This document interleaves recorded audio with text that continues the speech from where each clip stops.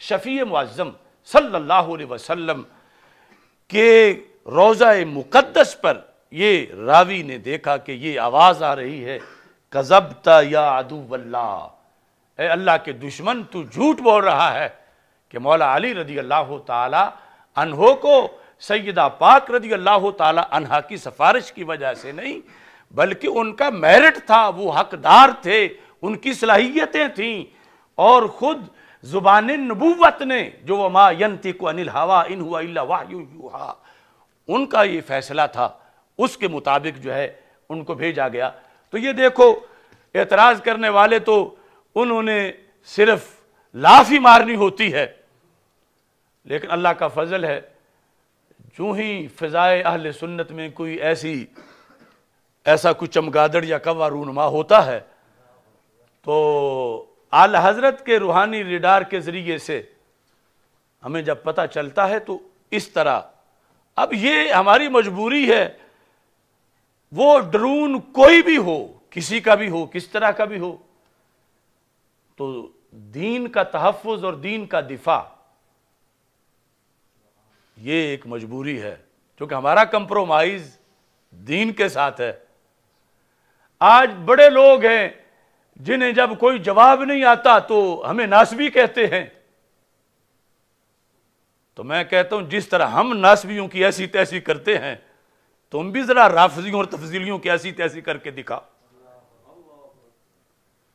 جس طرح تم روافض اور تفضیلیوں کی گود میں جا کے بیٹھے ہوئے ہو ہمیں بھی دکھاؤ۔ یعنی کم از کم عوام اہل سنت کو یہ سوچنا چاہیے کہ تانا تو اب قادیانیوں کو ہم کافر کہتے ہیں تو تانا تو وہ بھی ہمیں دیتے ہیں، تو صرف تان نہیں، حقیقت کہ ہم انہیں تفضیلی کہیں، رافضی کہیں تو انہیں داد مل رہی ہے روافض سے، روافض ان کے قصیدے پڑھ رہے ہیں اور روافض یہ کہہ رہے ہیں کہ کل تک یہ ناسبی تھے اب یہ صحیح مسلک پہ آئے ہیں، لیکن ہمیں کل دیکھو یا پرسوں دیکھو یا آج دیکھو اور اللہ استقامت دے آخری سانس تک انشاءاللہ اسی رستے پہ ہیں جسے آج فکر رضا کہا جاتا ہے، کل فکر گنج بخش کہا جاتا تھا، اس سے پہلے فکر بخاری اور فکر ابی حنیفہ کہا جاتا تھا، اور اس سے پہلے فکر حسنین کریمین کہا جاتا تھا، فکر اہل بیت اور فکر صحابہ رضی اللہ تعالی عنہم کہا جاتا تھا۔ اس بنیاد پر یہ مولا علی رضی اللہ تعالیٰ عنہ کی شان یہاں سے میں بتا رہا ہوں کیونکہ ہم ہیں علی والے، کیونکہ میری سند پاکستان میں اجازت تدریس علوم شاید کوئی ایک بندہ بھی دوسرا نہ ہو کہ جس کی سند مولا علی رضی اللہ تعالی عنہ تک ان ائمہ کے ذریعے جاتی ہو جن ائمہ کے ذریعے میری سند پہنچتی ہے، جو بغداد شریف سے مجھے میرے شیخ نے لکھ کر اپنے ہاتھوں سے دی۔ بات سمیٹنے سے پہلے ہم نے گزشتہ سال عقیدہ معصومیت کے لحاظ سے جو گفتگو کی تھی، اگرچہ اس کی بیس کئی سالوں پر محیط ہے،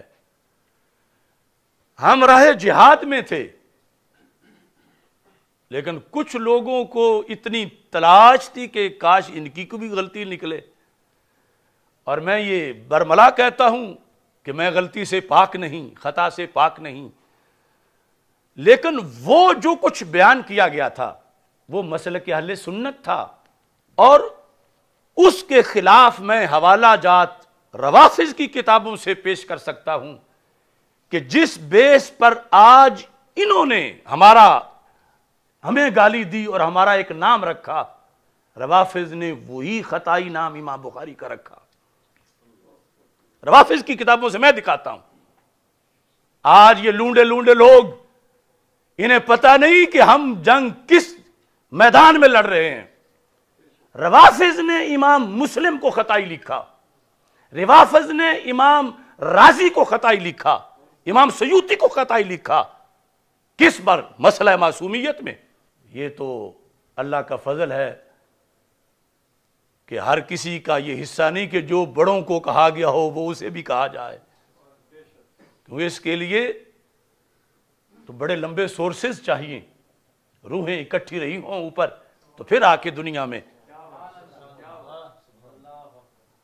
اب دیکھو آج یہ لوگ کیا ان کے ذمے اللہ کی جو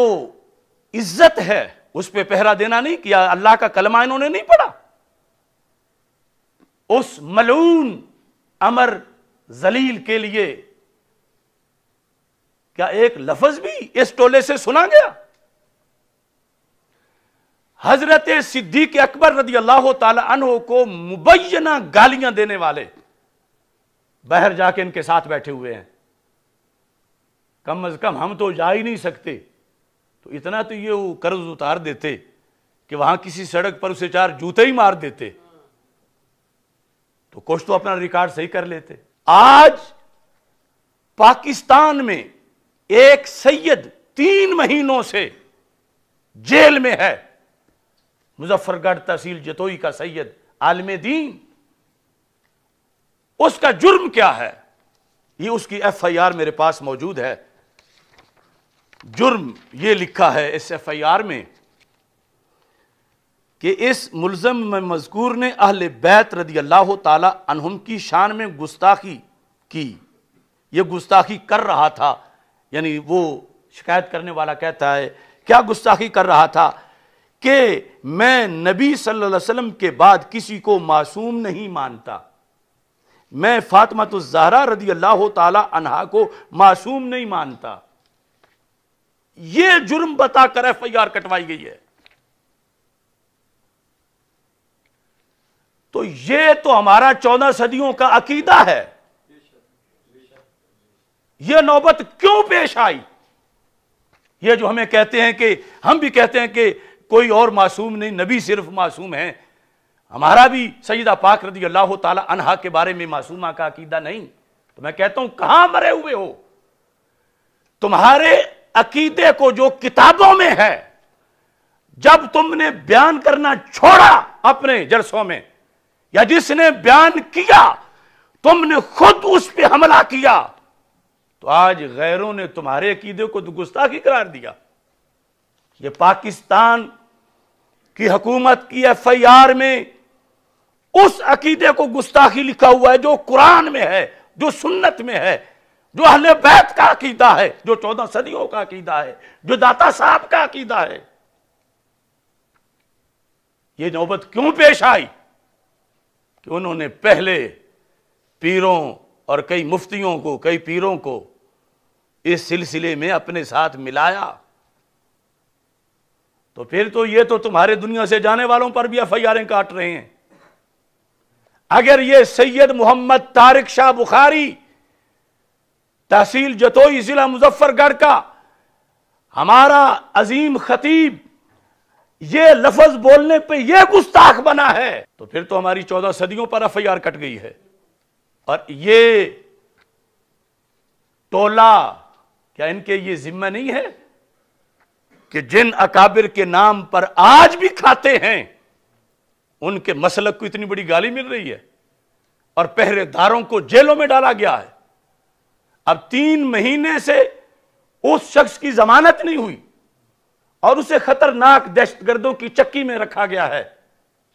اس کا جرم کیا ہے؟ اس نے تو قرآن و سنت کے مطابق بیان کیا۔ میں پاکستان کے اداروں سے بھی کہتا ہوں کہ اس پر اب مزید صبر نہیں ہو سکے گا،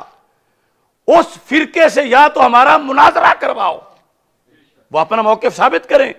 کہ سیدہ فاطمہ رضی اللہ تعالی عنہا کو جو شخص یہ کہتا ہے کہ وہ معصومہ نہیں تو اس نے توہین کی،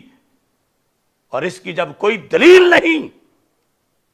تو اب ہم اس ملک کی غالب اکثریت ہیں اور یہ قرآن و سنت کا موقف ہے۔ اب ایرانی فنڈ یا برطانوی فنڈ کی بنیاد پر یہ برداشت نہیں کیا جا سکتا کہ پورے مسلک کو گالی دی جا رہی ہو اور ہم چپ کر کے بیٹھے رہیں۔ افسوس ہے مجھے ملتان، مظفر گڑھ اور اس علاقے کے سادات پر، پیران طریقت پر، مفتیان کرام پر، کہاں وہ سوئے ہوئے ہیں